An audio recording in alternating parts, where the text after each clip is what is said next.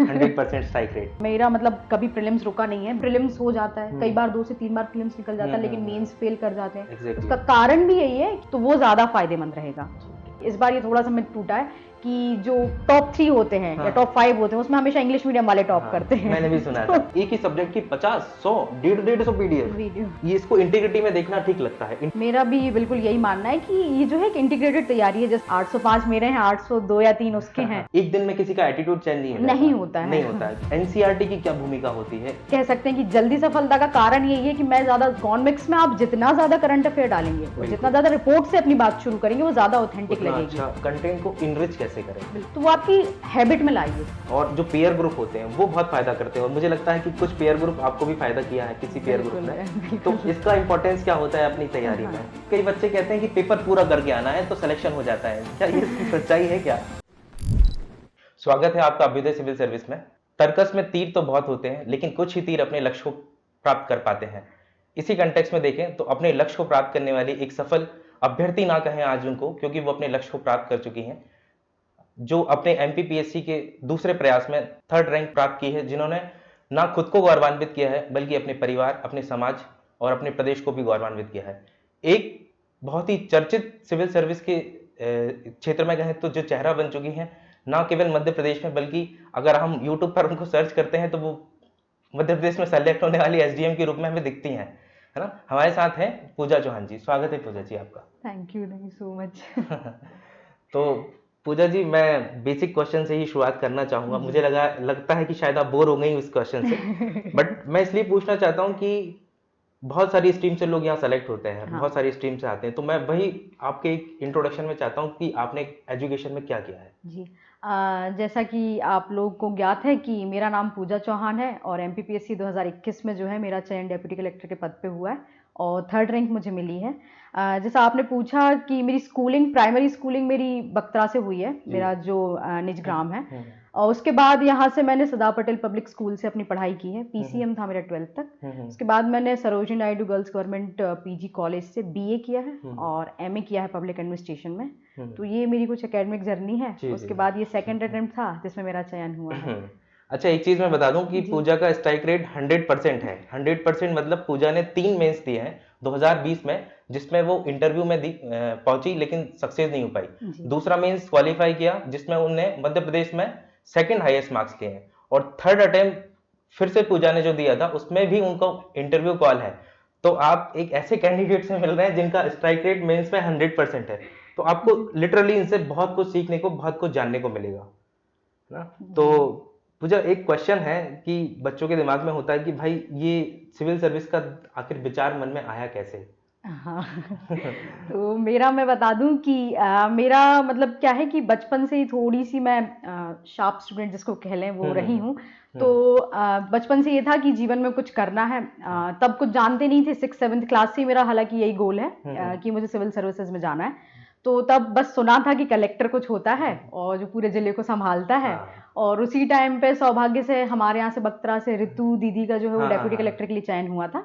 तो वो मेरी एक प्रेरणा स्रोत रही है। और फिर मैंने अपना मतलब स्टार्टिंग से यही रहा है कि सिविल सर्विसेज में जाना है, इसीलिए शायद मैंने जो स्ट्रीम चुनी 12th के बाद कि मैं बीए करूंगी, क्योंकि कुछ लोगों से सुना कि ये चीज़ जो है वो मेंस आंसर राइटिंग में और इसके सिलेबस में काफ़ी हेल्पफुल होती है। तो फिर मैंने बीए और एमए किया है, और ये रहा है कि बचपन से यही सपना था और आज ये पूरा हो गया है। मतलब कुल मिला के कहें कि आप एक रोल मॉडल बनाया आपने, और बचपन से एक सपना देखा कि मुझे इस तरफ जाना है, तो आसानी हुई होगी अपने सफर में, क्योंकि जब क्लियर गोल होता है तो सफर आसान हो जाता है। हाँ, क्योंकि और कई मैं लोगों ने आपको बोला, बता दूं कि एक बहुत बड़ी चीज बोली पूजा ने, कि ये बता रही है कि इनकी कोई रोल मॉडल रही। जब हमारा कोई रोल मॉडल रहता है ना, तो हम उससे इंस्पायर होते हैं और उसकी प्रेरणा पे चलने की कोशिश करते हैं। तो आज पूजा जो है उस क्षेत्र की कई लड़कियों की रोल मॉडल बन सकती हैं, और मैं उम्मीद करता हूं कि आने वाले समय में हम उस क्षेत्र से कई सारे विद्यार्थियों, कई सारी स्पेशली लड़कियों को इस फील्ड में आते हुए देखेंगे। बिल्कुल देखेंगे। मुझे और पूजा, शायद तुम भी उस तरफ एफर्ट करते हुए मुझे दिखोगी, मुझे ऐसा लगता है। बिल्कुल, जो मुझसे बन पड़ेगा हमेशा करूंगी मैं। हाँ, ठीक है। तो पूजा, एक सवाल होता है कि इस एग्जाम में सिलेबस का और प्रीवियस ईयर के क्वेश्चन का क्या इंपॉर्टेंस होता है?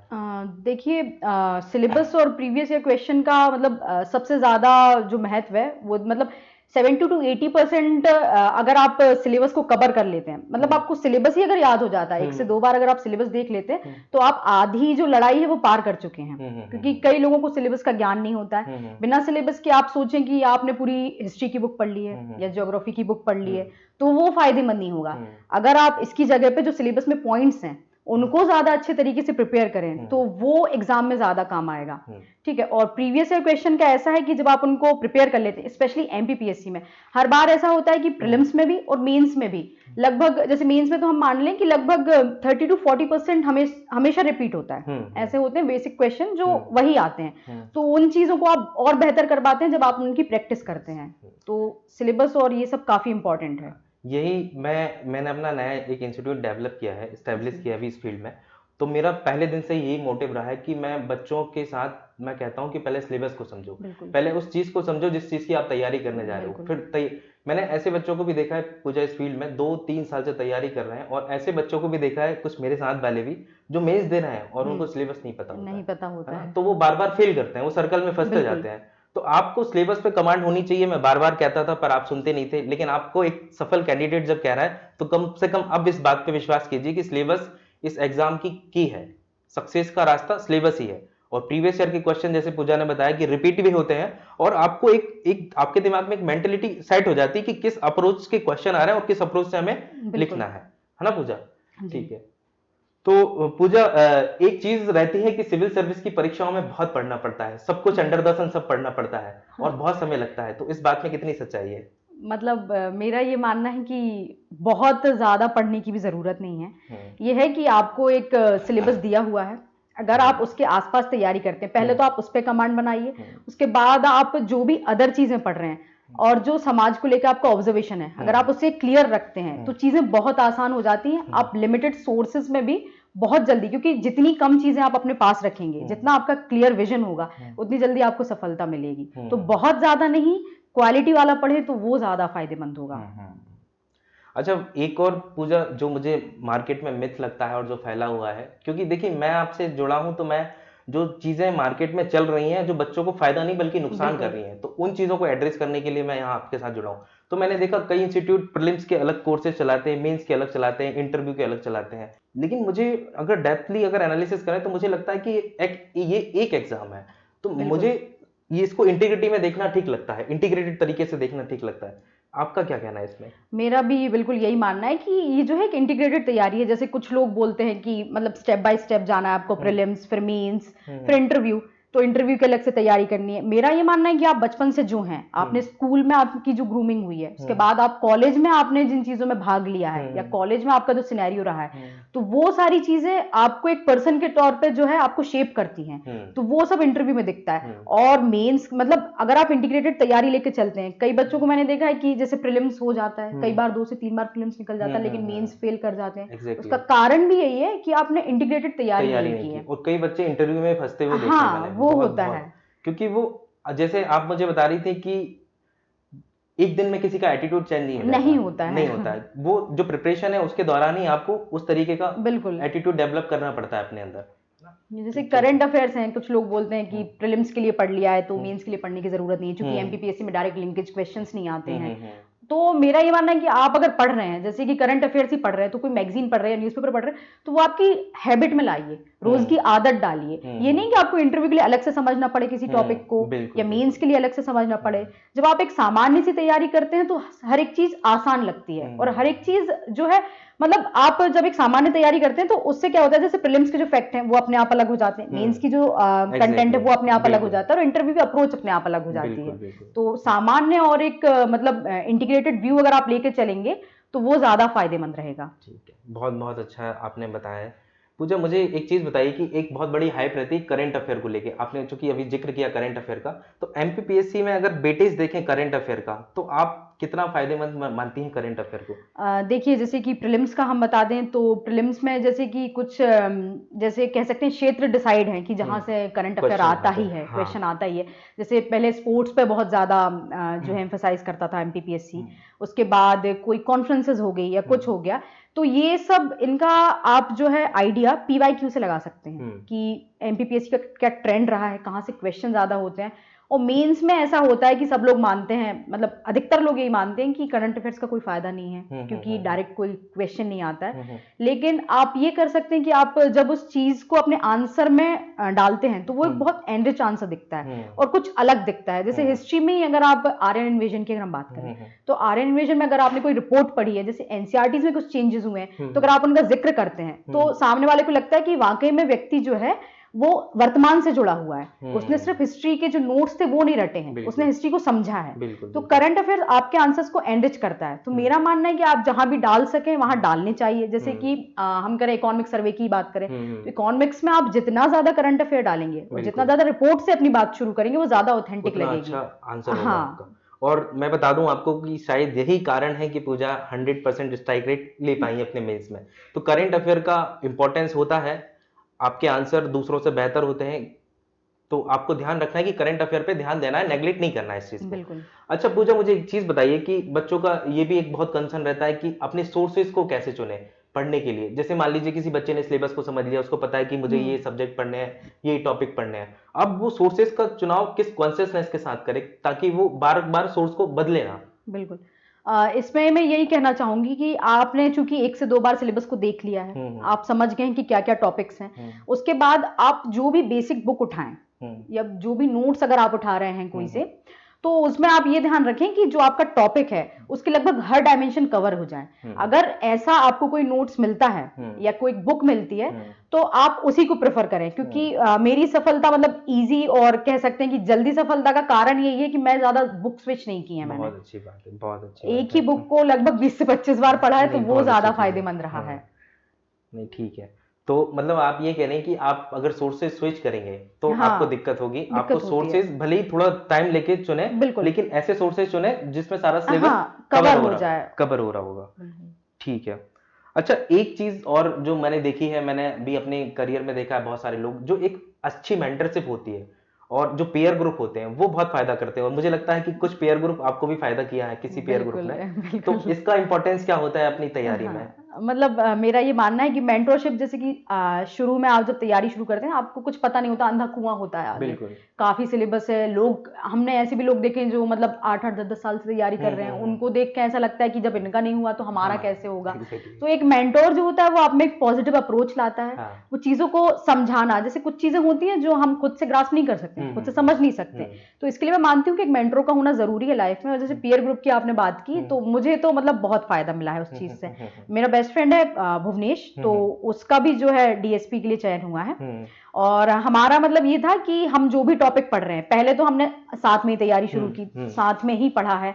मतलब आज कोई टॉपिक पढ़ना है तो हम पहले ही फोन पे डिसाइड कर लेते थे कि आज ये कंप्लीट करना है। उससे ये होता है कि मुझ पे भी प्रेशर होगा और उस पे भी ऑब्लिगेशन होगा कि मुझे ये शाम तक तैयार करना है। पूजा पूछेगी कि तेरा तैयार हुआ या नहीं हुआ। और फिर क्या होता है जब हम सोचते हैं कि हमें पढ़ना है और सामने वाले को पढ़ाना है, तो हम शायद कुछ और अच्छे तरीके से पढ़ते हैं उस चीज को, और एफर्ट लगाते हैं, तो उससे ना कंसेप्ट क्लियरिटी बहुत अच्छी आती है। जैसे उसका बता दूं, उसका साइंस बहुत स्ट्रांग था, उसको उसका जो ऑब्जर्वेशन है चीजों को लेकर, करंट अफेयर्स को समझने का तरीका है वो बहुत अच्छा, बहुत शार्प है। तो वो मुझे काफी चीजें समझाता था, तो वो बहुत फायदेमंद रहा है। और लगभग यही कारण भी रहा है कि हमारे मेंस में लगभग 1 से नंबर है, 805 मेरे हैं, 802 या 3 उसके हैं। तो मैं मानूंगी कि मतलब अगर आपको ऐसे कोई रिलायबल साथी मिलता है जिसके साथ आप अपनी तैयारी को और ज्यादा एनरिच कर सकते हैं, तो आपको करना चाहिए। मतलब देखिए यहाँ स्वाभिमान की बात भी है, जब आप पीयर ग्रुप में होते हैं, किसी के साथ होते हैं, तो एक अकाउंटेबिलिटी होती है आपकी उसके प्रति कि भाई आज पढ़ना है, आज टॉपिक दिया है, दोनों को कवर करना है, तो कहीं ना कहीं वो दोनों को फायदा होता है। तो आप कोशिश करिए कि एक अच्छा पेयर ग्रुप अपने आसपास डेवलप कीजिए। अच्छा पूजा, एक और चीज है, टेस्ट सीरीज की क्या इंपॉर्टेंस हो सकती है इस तैयारी में? देखिए टेस्ट सीरीज का तो मेरा ये मानना है कि जब प्रारंभ में आप लिखना शुरू करते हैं, जब आपने एक बार सिलेबस को पढ़ लिया, आपने लिखना शुरू किया, तो आपको इतना आइडिया नहीं होता है कि किन क्वेश्चन को पीएससी पूछ सकता है। तो टेस्ट सीरीज हमारा ये लाभ देती है हमें कि कुछ क्वेश्चन जो हैं जिन पे एमपीपीएससी एम्फसाइज करता है और कुछ नए क्वेश्चंस भी हैं, तो उनको बना के एक बैलेंस टेस्ट पेपर हमारे सामने रख देती है। उसे जब हम तैयार करते हैं, और चूंकि शुरू में हमें ये भी आइडिया नहीं होता है कि कैसे आंसर जो पीएससी को पसंद आएंगे, वो हमारी टेस्ट सीरीज थोड़ी सी हेल्प करती है क्वेश्चन मतलब आंसर की ग्रूमिंग में, क्योंकि आप जब लिखना शुरू करते हैं तब आप एक सामान्य सा आंसर से शुरू करते हैं। बिल्कुल। जब आप कोई भी क्वेश्चन लिखेंगे उसमें जो विशिष्टता है वो धीरे धीरे ही आती है। तो टेस्ट सीरीज से ये होता है कि आप एक टाइमली बाउंडेशन के साथ लिखना सीख जाते हैं। आप जब बार बार प्रैक्टिस करते हैं और जब आप बहुत कुछ लिखते हैं तो आपके आंसर जो है वो सामान्य से विशिष्ट की ओर जाते हैं। तो इसलिए मैं मानूंगी कि टेस्ट सीरीज जो है आपको ज्वाइन करनी चाहिए, और टेस्ट सीरीज के साथ में अगर आप घर पर लिख रहे हैं तो वो और ज्यादा फायदेमंद होता है। मतलब test series ultimately answer writing में हाँ, हेल्प करेगी, आपके हेल्प आंसर करेगी। को इनरिच करेगी। बिल्कुल बिल्कुल। टाइम बाउंड मैनर में आप आंसर खत्म कर पाएंगी। अच्छा, ये मेंस की बात करी, प्रीलिम्स में टेस्ट सीरीज का कोई फायदा हो सकता है क्या? प्रीलिम्स में मैं बताऊं आपको, मेरा मतलब कभी प्रीलिम्स रुका नहीं है, 20 में फर्स्ट अटेम्प्ट था मेरा। इस पे भी 100% स्ट्राइक रेट, बहुत बढ़िया। तो उसमें मैंने मैंने इसी चीज पे ज्यादा फोकस किया था, कि एक बार पढ़ लेने के बाद मैंने चीजों को ज्यादा पढ़ने पे ध्यान न देते हुए क्वेश्चन ज्यादा लगाए थे प्रीलिम्स में। जो भी रहा घटना चक्र से पहले सबसे ज्यादा घटना चक्र लगाई थी, उसके बाद टेस्ट सीरीज हालांकि एक ही ज्वाइन की थी मैंने, लेकिन और भी जो खरीद सकती थी मैं, और भी जो ले सकती थी चीजें और क्वेश्चन इकट्ठे कर सकती थी, मैंने अधिक से अधिक क्वेश्चन इकट्ठे किए थे। क्योंकि प्रीलिम्स में अल्टीमेटली आपको क्वेश्चन को वहां पे जाके टिक करना है, तो आप जितने ज्यादा क्वेश्चन लगाते हैं उतने ज्यादा जो है आपके क्वेश्चन फंसने के चांसेस बढ़ जाते हैं। इसलिए प्रीलिम्स में तो काफी फायदेमंद होता है ये। अच्छा पूजा, कभी आपको ऐसा लगा कि जैसे आप प्रीलिम्स का टेस्ट दे रही हैं, कभी आप मेंस का टेस्ट दे रही हैं, तो आपको कभी ये एहसास हुआ कि यार ये टॉपिक मैं दोनों को एक जगह से एमसीक्यू भी वहां तैयार कर लूं और उसका मेंस का क्वेश्चन भी तैयार कर लूं, कोई ऐसी टेस्ट सीरीज जो मिल जाए जो लॉन्ग टर्म में मेरी प्रीलिम्स की एज वेल एज मेंस की तैयारी करा दे? क्या इस चीज का वैक्यूम कभी आपको लगा? मतलब ऐसी कोई टेस्ट सीरीज तो मुझे नहीं मिली है मध्य प्रदेश में? हाँ, मध्य प्रदेश में, मतलब ऐसा तो कुछ समझ नहीं यहाँ आया थोड़ा है मैं मुझे। अपना प्रचार कर रहा हूँ लेकिन मैं करूंगा, क्योंकि बहुत ही सोच समझ के, बहुत रणनीतिक रूप से हमने अभ्युदय सिविल सर्विस ने एक टेस्ट सीरीज का निर्माण किया है, जो इंटीग्रेटेड टेस्ट सीरीज है, जो स्पेशली 2025 के लिए डिजाइन की गई है। लगभग 4.5 से 5 महीने चलने वाली ये टेस्ट सीरीज में प्रीलिम्स और मेंस दोनों को इंटीग्रेटेड करके हम पूरे सिलेबस को कवर कराएंगे आपको, ताकि आपकी आंसर राइटिंग स्किल तो बेहतर हुई, आप प्रीलिम्स को निकालने में कंफर्टेबल हो, क्योंकि अल्टीमेटली आपको एग्जाम क्वालिफाई करना है, ना कि कोई प्रीलिम्स या मेंस का एग्जाम। ठीक है, तो पूजा अगला क्वेश्चन है मेरा कि एनसीईआरटी की क्या भूमिका होती है इस प्रिपरेशन में? एनसीईआरटी बच्चों को पढ़ना चाहिए या नहीं पढ़ना चाहिए? देखिए, मैं ये जनरल क्वेश्चन जो अक्सर बच्चे पूछते हैं उन्हीं को मैं लेके आया हूं आपके सामने। देखिए, कई आपको एग्जाम्पल मिल जाएंगे, मतलब मध्य प्रदेश में भी और शायद यूपीएससी में भी। कुछ लोग होते हैं जो एनसीईआरटी से शुरू करते हैं, कुछ लोग होते हैं जो बिना एनसीईआरटी की भी पढ़ाई करते हैं। तो मैं उनमें से हूँ जिनने एनसीईआरटी का सहारा लिया है। हाँ, क्योंकि क्या होता है, अगर आपके पास समय है, मतलब मेरा ये मानना है, आप हालांकि इस चीज की तैयारी कर रहे हैं तो आप लेके चलते हैं कि 1.5 से 2 साल तो मुझे लगेंगे ही। तो अगर आप एक बार उन बुक्स का रेफरेंस ले लेते हैं, एक बार उन बुक्स को पढ़ लेते हैं, तो वो बहुत फायदेमंद होता है। कुछ क्वेश्चन ऐसे होते हैं जो नोट से नहीं आते हैं, जो रेफरेंस बुक से नहीं आते हैं, तो वो क्वेश्चन जो है, अगर एनसीईआरटी की एक एक लाइन में कंसेप्ट छिपा होता है, exactly. तो वो चीज बहुत फायदा, मतलब मुझे लगा है, जैसे ज्योग्राफी में 11th की एनसीईआरटी है, फिजिकल ज्योग्राफी की, तो उससे कुछ डायरेक्ट क्वेश्चन मुझे दिखे अपने मेंस में, और मुझे ऐसा लगा कि शायद मैंने उनको अच्छा किया इसी कारण से, क्योंकि मैंने एनसीईआरटीज को पढ़ा था। तो अगर आपके पास समय है तो आप उनको पढ़ सकते हैं, अगर नहीं है समय तो ऐसा भी नहीं है कि आप उनको पढ़े बिना कोई एग्जाम क्रैक नहीं कर सकते हैं, लेकिन मैं मानूंगी कि आपको पढ़ना चाहिए। मतलब आप ये कह रही हो कि कम से कम समझ बनाती है एनसीईआरटी? बिल्कुल, हाँ, एक समझ विकसित करती है आपकी। अच्छा पूजा, एक और सवाल है जो बच्चों का अक्सर आता रहता है कि नोट्स कैसे बनाएं, और नोट्स, शॉर्ट नोट्स बनाने की जो ट्रिक है वो थोड़ा सा, मतलब ज्यादा तो नहीं बता सकती आप उसको, बट थोड़ा सा ब्रीफ में अगर बताना चाहें कि नोट्स कैसे बनाएं और शॉर्ट नोट्स का क्या इंपॉर्टेंस हो सकता है, और एक और चीज कि नोट्स बने हुए हैं तो उनको इनरिच कैसे करें? बिल्कुल। तो देखिए, पहले तो मैं आपको इसका रोल बता दूं शॉर्ट नोट्स का। एमपीपीएससी में क्या होता है कि प्रीलिम्स में तो मैंने शॉर्ट नोट्स नहीं बनाए थे। प्रीलिम्स में मैंने बुक्स ही पढ़ी थी। मेंस में जरूर मैंने बनाए थे, और इसका फायदा जो है आपको तब पता चलता है जब आप 6 पेपर लगातार दे रहे होते हैं, जो मंडे से सैटरडे तो आपके पेपर चलते हैं, उसमें आपके पास समय नहीं होता है कि आप इतने बड़े सिलेबस को एकदम से रिवाइज कर लें 4 से 5 घंटे में। तब आपके जो शॉर्ट नोट्स होते हैं वो बहुत ज्यादा फायदा करते हैं आपको, और आप एक मिनिमम टाइम में अपना सारा लगभग सारा सिलेबस रिवाइज करके जाते हो। वो एक कॉन्फिडेंस अलग होता है जब हमें पता होता है कि हमने जो पेपर में आने वाला सब रिवाइज कर लिया है लगभग, तो वो आपके कॉन्फिडेंस को बूस्ट करता है। ठीक है, अब बनाने की जो बात है, बनाने का मैं ये कहूंगी कि जो भी आप किताब पढ़ रहे हैं, जैसे एनसीईआरटी से हम शुरू करें कि एनसीईआरटी को आपने 1-2 बार पढ़ लिया है, आपने कोई अच्छी बुक पढ़ ली है, रेफरेंस बुक या कोई नोट्स पढ़ लिए, उसके बाद आप कोशिश करें उन चीजों को लिखने की अपने नोट्स में, उन चीजों के शॉर्ट नोट्स बनाने की जो आप ऐसा लग रहा है आपको कि आप भूल जाएंगे या मेमोराइज नहीं कर पा रहे हैं। जैसे हिस्ट्री का मैं बताऊं कि हिस्ट्री में मैंने ज्यादा हाथ पैर नहीं मारे थे, मेरा फेवरेट सब्जेक्ट रहा है, तो मैं उसके शॉर्ट नोट्स नहीं बनाए थे मैंने। लेकिन जैसे साइंस हुआ तो साइंस में कुछ टॉपिक्स होते हैं जो हमें पता है कि हम लास्ट टाइम में भूल जाएंगे, फिजिक्स हुआ, केमिस्ट्री हुआ, तो उनके शॉर्ट नोट्स बहुत ज्यादा फायदेमंद होते हैं आपके लिए। तो मेरा ये मानना है कि आप 2 से 3 बार किसी चीज को पढ़ लें, सारे टॉपिक को आप पूरी तरीके से सर्च कर लें कि इसके ये पॉसिबल डायमेंशन है, उसके बाद अपने शॉर्ट नोट्स बनाएं। और शॉर्ट नोट्स कुछ लोगों के बहुत लॉन्ग हो जाते हैं, कुछ लोगों के बहुत शॉर्ट हो जाते हैं, तो मैं हालांकि उन लोगों में से हूँ जो बिल्कुल कीवर्ड वाली है। तो आप लोग अपने मीडियम साइज में नोट्स बनाएं जिससे आपको आगे रिवीजन करने में परेशानी ना हो। और रिवीजन सबसे अच्छी बात ये होती है कि नोट्स अगर आपके पास होते हैं तो आप मल्टीपल टाइम रिवाइज कर पाते हैं। और मिनिमम चीजों को जब आपने बहुत ज्यादा बार पढ़ा है तो वो ज्यादा फायदा करती हैं, ना कि आपने 10-12 बुक्स पढ़ ली हैं और एक ही बार पढ़ पाए हैं आप और वहां कुछ याद नहीं आ रहा है। पूजा ने एक बात का जिक्र किया है यहाँ पे कि अगर आपके पास मिनिमम चीजें होती हैं तो आप उनको बार बार रिवाइज कर पाते हैं। यहाँ हमारे इंस्टीट्यूट का ये जो है ना लोगो, उसमें सर्व मिनिमम और सर्व ऑथेंटिक, इसी बात, और to be a thinking creature. क्योंकि एमपीपीएससी में मैंने कुछ सवाल ऐसे देखे, अभी मैं अगला क्वेश्चन मेरा आपका यही होगा। चलिए मैं पहले क्वेश्चन पूछता हूँ आपसे कि आप अभी एमपीपीएससी में अगर मैं फैक्ट और एनालिटिकल अगर परसेंटेज में डिवाइड करूं तो आप कितना रैंक करेंगे? 80 फैक्चुअल, 20 एनालिटिकल? हाँ, मतलब ये मान सकते हैं 70-30 का मान सकते हैं, मतलब 30% आपको लग रहा है कि एनालिटिकल हुआ है? होता है, हाँ। मेंस में तो बहुत ज्यादा देखने आने वाले समय में आपको लग रहा है ये 50-50 होगा? उसी की तरफ शिफ्ट हो रहा है। तो बस इसी के लिए मैं आपको तैयार कर रहा हूं। तो एनालिटिकल अप्रोच आपको आएगी एक थिंकिंग क्रिएचर के। जब आप चीजों को सोचेंगे तब आप एनालिसिस कर पाएंगे चीजों को। और मिनिमम भी पढ़ना है आपको, क्योंकि ये सफर बहुत लंबा है।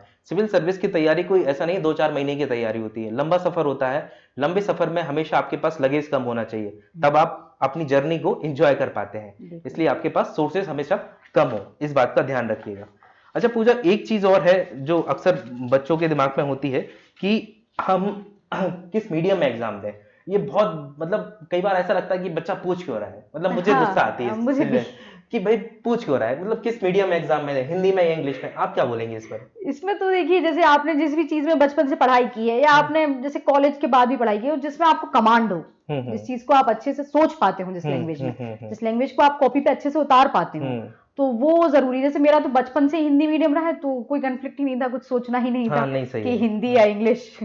तो जो भी आपको लैंग्वेज कंफर्टेबल लगे आप उसमें पेपर लिख सकते हैं। मतलब पूजा, हम ये कह सकते हैं कि ये जो एग्जाम है वो लैंग्वेज का एग्जाम नहीं, नॉलेज का एग्जाम है। नॉलेज का एग्जाम है ना? तो यहाँ मीडियम से फर्क नहीं पड़ेगा? नहीं पड़ता है। मतलब मैंने कई लोगों का सुना था, मतलब इस बार ये थोड़ा सा मिथ टूटा है कि जो टॉप 3 होते हैं या टॉप 5 होते हैं उसमें हमेशा इंग्लिश मीडियम वाले टॉप करते हैं। मैंने भी सुना था, लेकिन तुमने मेरा मिथ भी तोड़ा है ना? तो ऐसा मीडियम का कोई बैरिकेड नहीं है, नॉलेज की बात है। आपको चीज आती है, जैसे इंडस वैली सिविलाइजेशन है, अब उसको हिंदी में पढ़ो, इंग्लिश में पढ़ो, गुजराती में पढ़ो, अगर समझ में आ गई तो लिख ही दोगे ना। बिल्कुल। तो लिखने में क्या दिक्कत है? चीज समझने की बात है, आपको चीजों को समझना है। तो मीडियम पे अब आप क्वेश्चन नहीं पूछेंगे, ठीक है।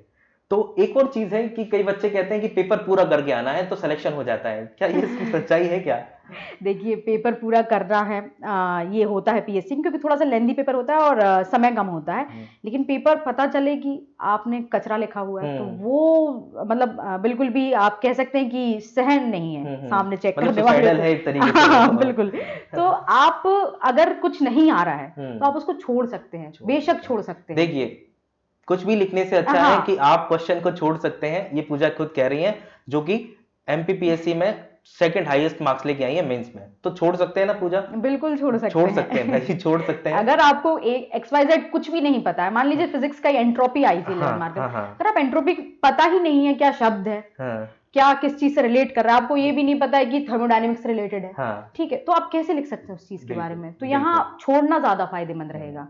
पूजा, मैंने आपसे एक क्वेश्चन पूछा था, उसमें एक आंसर शायद मुझे नहीं मिला था कि कंटेंट को इनरिच कैसे करें, तो शायद हम थोड़ा मिस कर रहे थे। तो जैसे एक बेसिक कंटेंट तो अपन ने बना लिया, शॉर्ट नोट्स बना लिए उसके, लेकिन वो कब बनाना है? 2-3-4 बार पढ़ने के बाद समझ में आ जाए उसके बाद। अगर अब उसको मुझे इनरिच करना है, क्योंकि वैसा कंटेंट तो सभी ने बनाया होगा, बिल्कुल। अब इंडस वैली का पतन कैसे हुआ सबने लिखा होगा, अब उसमें अगर मुझे कुछ इनरिच करना है तो वो कैसे इनरिच करूं मैं उसको? देखिए, लगातार रीडिंग की जो है वो अपनी हैबिट डालिए। मैं सबसे कहूंगी कि आप न्यूज़पेपर अगर रीड कर रहे हैं रोज, ठीक है, उसके साथ ही अगर आपने कोई मंथली मैगजीन ली है, आप जैसे एक ऐसा क्रिएचर है जो मतलब सोचते हैं कि इस टॉपिक के बारे में और क्या हो सकता है जो इस नोट्स में नहीं है, जो मुझे शायद नेट से मिल सकता है, तो आप नेट पे बेशक सर्च कीजिए उस चीज को, और जो करंट अफेयर है और कुछ रिपोर्ट्स हैं उनसे अपने आंसर को एनरिच कीजिए। तो ये सोर्सेज हैं जिनसे आपका आंसर थोड़ा सा अलग दिख सकता है और वो चीज आपको 1 से 2 नंबर में फायदा दे सकती है। देखिए, इनरिच करना बहुत जरूरी है, क्योंकि ये गेम ही 1-2 नंबर का है। 25-25 नंबर में आप देखेंगे कि बहुत बड़ी जंप हो जाती है। आपके जो विजन है, जो आपके सपने हैं, वो आपको मतलब बहुत दूर ले जाते हैं, है ना? 2-2, 5-5, 10-10 नंबर आपको ले जाते हैं दूर। तो हर नंबर का इंपॉर्टेंस है, इसलिए अपनी जो तैयारी करिए वो बहुत बेहतर तरीके से करिए और अपने मटेरियल को हमेशा इनरिच करिए। आप अपने कंटेम्प्रेरी जो इश्यूज हैं उनसे अपने मटेरियल को इनरिच कर सकते हैं। अच्छा पूजा, एक जैसे आप कुछ मैसेज देना चाहें स्टूडेंट को, कि क्योंकि मैसेज इसलिए कह रहा हूं क्योंकि आजकल मैंने देखा है कि बच्चा बहुत भटका हुआ है। जितना टेक्नोलॉजी आ रही है बच्चा उतना ज्यादा भटक रहा है। एक ही सब्जेक्ट की 50, 100, 150 पीडीएफ वीडियो बिल्कुल बिल्कुल बच्चे के पास है। तो ऐसे में बच्चा भटकता बहुत है, तो वो भटके ना। आप क्या मैसेज देंगे एक स्टूडेंट को? जी, मैं मतलब मैं सबसे यही बोलती हूँ जहाँ भी मैं गई हूँ कि आप मतलब मैंने लोगों की बुक्स देखी हैं, बहुत ज़्यादा बुक्स होती हैं लोगों के पास, एक-एक सब्जेक्ट। हिस्ट्री के लिए 4 से 5-5 बुक्स हैं। मैं आपको सही बताऊँ, हिस्ट्री के लिए मैंने एनसीईआरटी और एक छोटी-सी रेफरेंस बुक थी, उसके अलावा कुछ भी नहीं पढ़ा है। ना प्रीलिम्स के लिए मेरे अलग से हिसाब कुछ से पढ़ा, जरूरत भी नहीं है पूजा। ज़रूरत भी नहीं है। आप एमपीपीएससी के जब सिलेबस को ठीक से हाँ, देखते हैं और पीवाईक्यू को, तो मुझे नहीं लगता कि वो बहुत सेकंड थर्ड लेयर में जाके बिल्कुल, क्वेश्चन बिल्कुल, पूछ रहा है। बिल्कुल, तो आपको पढ़ना क्यों? बिल्कुल, हाँ। तो आप बचिए, आप अपनी कॉन्शियसनेस का इस्तेमाल कीजिए हाँ, और प्रीवियस ईयर को देख के अंदाजा लगाइए कि ये आपको पढ़ना कितना है। मैं मोबाइल थोड़ी-सी दूर हूँ इन सब चीज़ों से, मतलब चलाती हूँ मैं, लेकिन जैसे पीडीएफ्स वगैरह मोबाइल से मैं पढ़ने में बहुत ज़्यादा कंफर्टेबल कभी भी नहीं रही हूँ। तो इसलिए ये हो सकता है कि मैं ज़्यादा डायमेंशन पे कूदी नहीं और वो फ़ायदा भी किया मुझे। क्योंकि क्या हुआ है कि आप जितना लिमिटेड चीज़ों को रखते हैं, आप मल्टीपल टाइम उनको रिवाइज़ कर पाते हैं। और जब आपने एक बुक को 10 बार पढ़ा हो, और क्वेश्चन क्योंकि बहुत अलग नहीं आते हैं, कोई रॉकेट साइंस नहीं पूछ रहा है पेपर में, चाहे वो पीएससी हो चाहे यूपीएससी हो, बहुत कुछ जंप करके नहीं आता है क्वेश्चन। हो सकता है 1 से 2 क्वेश्चन वेरी करते हैं, तो आप उनके लिए अपनी किताब बदल दें, ये बेमानी है। बिल्कुल बिल्कुल। तो किताब कम से कम बदलें, मेंटोर कम से कम बदलें। चीज़ों पे जितना स्टेबल रहेंगे उतनी जल्दी आपको जो है सफलता मिलेगी। तो यही मेरा मैसेज है कि आप जो है भटकाव भरी दुनिया से थोड़ा सा दूर रहें, अपनी पढ़ाई पे, अपने नोट्स पे भरोसा रखें। जैसे मेरा भी फर्स्ट टाइम में मेंस निकला था, लेकिन इंटरव्यू क्लियर नहीं हुआ था। तो क्या मैंने अपने सारे नोट्स फेंक दिए थे? नहीं, मैंने उसी चीज को फिर से एनरिच किया। जैसे साइंस में मुझे लगा कि मैं बैक कर रही हूँ, थोड़ा सा पीछे रह रही हूँ, तो मैंने वीडियोस देखे, मैंने उन्हीं जो टॉपिक्स मैंने लिखे थे उन्हीं को और ज्यादा अच्छे से पढ़ा किताबों के थ्रू, और उसी में अपना एड ऑन किया, उसी को ज्यादा एनरिच किया, ना कि उन चीजों को एकदम सिरे से बदल दिया। तो मैं यही कहूंगी कि आप स्टिक अगर चीज पे रहते हैं तो वो आपको फायदा देती है लंबे समय तक। तो अगर हम कंक्लूजन निकालें पूजा की बात का, तो पूजा का कहना है कि आप अपने नोट्स पे स्टिक रहिए, उन पे भरोसा कीजिए, है ना? अगर पूजा चाहती तो इंटरव्यू नहीं हुआ तो नोट्स बदल देती, लेकिन नहीं बदले और फिर आपके सामने रिजल्ट है आज। तो भरोसा कीजिए अपने मेंटर पे और अपनी बुक्स पे, है ना? एक क्वेश्चन के लिए आप किताब मत बदलिए, क्योंकि ये गेम ही नहीं है ना, आपको 100% लाने भी नहीं है, लाने ही नहीं है। तो आप इस चीज का ध्यान रखिए। अच्छा पूजा, एक मैसेज अगर स्टूडेंट को आप देना चाहें आपकी तरफ से, कि किस तरीके का मैसेज कन्वे करेंगे जो लोग बहुत समय से तैयारी कर रहे हैं, बहुत फ्रस्ट्रेशन में भी हैं, या जो नए लोग जो शुरू कर रहे हैं, उन दोनों के लिए एक एक अलग मैसेज, जो नए बच्चे हैं उनके लिए क्या मैसेज हो सक्सेस के लिए, और जो बहुत दिन से तैयारी कर रहे हैं उनके लिए क्या मैसेज होगा? देखिए, जैसे कि नए से हम अगर शुरू करें तो मेरा ये मानना है कि आप जैसे कोई भी गोल डिसाइड कर लेते हैं तो उसके प्रति अपने अंदर से ईमानदारी रखिए। मतलब लोगों को, समाज को, किसी को दिखाने के लिए हम तैयारी ना करें। मतलब आजकल मैंने देखा है कि चीजें मतलब इन्फ्लुएंस हो रहे हैं बच्चे लोगों से। अगर आपके अंदर से वो चीज आ रही है तो ही आप इस चीज में लंबे समय तक सस्टेन कर पाएंगे, वरना कोई 6 महीने का या 1 ईयर का एग्जाम तो है नहीं जिसको आपको किसी की देखा देखी में आपने शुरू किया, 1 ईयर निकाल लिया और आप डीसी बन गए या डीएसपी बन गए। तो मेरा मानना है कि अगर आपके अंदर से कोई चीज आती है और आपने सच्चे मन से उसको डिसाइड कर लिया कि मुझे तो ये बनना है, तो फिर आप उसके प्रति अपनी 100% ईमानदारी रखिए। बार बार चीजों को पढ़िए, उस चीज से दूर मत होइए। मतलब एक कंटिन्यूटी जो होती है अपनी पढ़ाई में, उसे अगर आप बना के रखते हैं तो आपको मतलब पता भी नहीं चलता है कि आप पास कब हो जाते हैं। क्योंकि बहुत अलग चीजें नहीं है ये। ठीक है। और जो बहुत दिन से तैयारी कर रहे हैं उन बच्चों के लिए जो बार बार फेल कर रहे हैं, हाँ, तो उनके लिए मैं कहूंगी कि आप सबसे पहले अपने जो अटेम्प्ट हैं उनको थोड़ा सा पीछे मुड़ के देखिए कि किन चीजों की वजह से हम पीछे रह रहे हैं, या कौन से ऐसे टॉपिक्स हैं जिनमें हम लैग कर रहे हैं, क्या ऐसे कारण है जिनके कारण हमारा सिलेक्शन नहीं हो रहा है। तो क्योंकि एक व्यक्ति जो होता है वो खुद मतलब उससे ज्यादा अच्छे से कोई नहीं समझ सकता कि मैं कहाँ कमजोर हूँ या कहाँ स्ट्रांग हूँ। तो आप अपने ऊपर काम करिए, जो आपके वीक पॉइंट्स हैं उन पे काम करिए और खुद पे भरोसा रखिए, ठीक है। और उनसे भी मैं यही कहूंगी, क्योंकि लंबी जर्नी में क्या होता है, लोग बार बार कोचिंग बदलते हैं, बहुत बार देखा है मैंने, बार बार किताबें बदलते हैं, किताबों का अंबार खड़ा हो जाता है। तो उस चीज से आप बचिए और थोड़ा सा अपने ऊपर और ईश्वर के ऊपर भरोसा रखिए और अपनी गलतियों पर काम कीजिए, तो आपको सफलता जरूर मिलेगी। तो आज आपने पूजा से बहुत कुछ सीखा होगा, इनकी यात्रा जो रही उन्हें हमें शॉर्ट में बताने की कोशिश करी। पूजा, मैं आपसे कुछ रैपिड फायर टाइप की कुछ 4-5 क्वेश्चन पूछूंगा। तो इस एग्जाम में सबसे इंपॉर्टेंट चीज रिवीजन। रिवीजन, की ऑफ सक्सेस। एग्जाम की सोल क्या है? सिलेबस। सिलेबस एग्जाम की सोल। एग्जाम फैक्चुअल और एनालिटिकल परसेंटेज में बांटे तो? मतलब मेरा अभी को अगर हम देखें तो 70-30 रहेगा, बाकी ये बढ़ रहा है। ठीक। की ऑफ सक्सेस।